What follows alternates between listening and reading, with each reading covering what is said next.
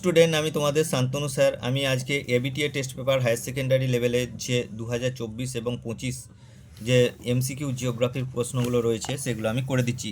125 পাতা এবং 125 পাতায় এমসিকিউগুলো রয়েছে। দেখো, প্রথম প্রশ্নটা রয়েছে, ভূগর্ভে ম্যাগমার মধ্যে সঞ্চিত জলকে, ম্যাগমার মধ্যে যে জলটা সঞ্চিত থাকে তাকে উৎসন্দ জল বা ম্যাগমাটিক জল বা জুভেনাইল ওয়াটার বলা হয় থাকে। দ্বিতীয় প্রশ্ন কি না, সঞ্চিত অদ্রবণীয় লৌহযৌগের দ্বারা সৃষ্ট কাদাময় লাল মাটি, কাদাময় লাল মাটি যেটা দিয়ে তৈরি হয় সেটাকে বলা হয় টেরা রোজা বলা হয়। নেক্সট প্রশ্ন, তরঙ্গের আঘাতে উপকূলে সৃষ্ট খাড়া তলকে কি বলা হয়? উপকূলে সৃষ্ট খাড়া তলকে সমুদ্র ভৃগু বলা হয়। চারের প্রশ্ন, আরোহণ অবরোহণের সম্মিলিত ফলকে কি বলা হয়? আরোহণ অবরোহণের সম্মিলিত ফলকে পর্যায়ন বলা হয়। পাঁচের প্রশ্ন, প্রবাল ক্রিটের দ্বারা তৈরি সমুদ্রপৃষ্ঠ থেকে স্বল্প উত্থিত প্রায় বৃত্তাকার প্রাচীর হলো কি না, বৃত্তাকার প্রাচীর মানে সেটাকে অ্যাটল করবে। আচ্ছা, ডাইনামিক ইকুইলিব্রিয়াম মানে হচ্ছে গতিশীল ভারসাম্য, মনে রাখবে। এই তত্ত্বের প্রবক্তা হচ্ছে যেটি হ্যাক আছে, হ্যাক বি এর অপশানটা দেবে। আচ্ছা, পরের প্রশ্ন, চোনাকপুর মালভূমির শিলা গঠনের উপর দিয়ে প্রবাহিত সুবর্ণরেখা কোন ধরনের নদীর অন্তর্গত? এটা হচ্ছে তোমার অধ্যারোপিত নদীর অন্তর্গত। পরের প্রশ্ন, যে প্রক্রিয়ায় মাটির বিস্তর সম্পৃক্ত হয় সেই স্তরটাকে বলা হয় সেই প্রক্রিয়াটাকে বলা হয় ইলুভিয়েশন। পরে মাটির ইউএসডিএ শ্রেণীর বিভাগের প্রবক্তাকে বলদুইন হবে। আচ্ছা, পরের প্রশ্ন কি, আন্তর্জাতিক ওজন সুরক্ষা দিবস হচ্ছে 16 সেপ্টেম্বর। নেক্সট প্রশ্ন, কানহা জাতীয় উদ্যান কোথায় অবস্থিত? কানহা হচ্ছে মধ্যপ্রদেশে কানহা।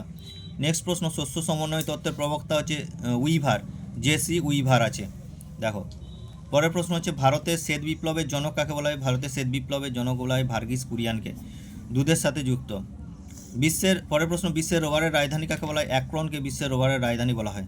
নেক্সট প্রশ্ন, হোয়াইট কলার কর্মীরা যে অর্থনৈতিক ক্ষেত্রে অন্তর্গত, হোয়াইট কলার মানেই হচ্ছে আমরা দেখতে পাবো চতুর্থ স্তর। আচ্ছা, পরে নেক্রোপলিস কথার অর্থ কি? নেক্রোপলিস কথার অর্থ হচ্ছে মৃতের শহর। পরের প্রশ্ন, শিল্প স্থাপনের ন্যূনতম ব্যয়তত্ত্ব, ন্যূনতম ব্যয়তত্ত্ব যে রয়েছে সেটা হচ্ছে অ্যালফ্রেড ওয়েবার। নেক্সট প্রশ্ন, মিলেট জাতীয় শস্য যে কৃষি পদ্ধতির সঙ্গে যুক্ত সেটা হচ্ছে শুষ্ক কৃষির সঙ্গে যুক্ত। মিলেট মানে হচ্ছে জোয়ার বাজরা রাগিকে বলা হচ্ছে, বা নিকৃষ্ট মানে দানা শস্য। পরের প্রশ্ন, ভারতের একটি ধসপ্রবণ রাজ্যের নাম কি? হিমাচল প্রদেশ। পাহাড়ি অঞ্চল মানে হিমাচল প্রদেশ এখানে হবে। পরের প্রশ্ন, ভারতের জীববৈচিত্র্যের একটি হটস্পট কি?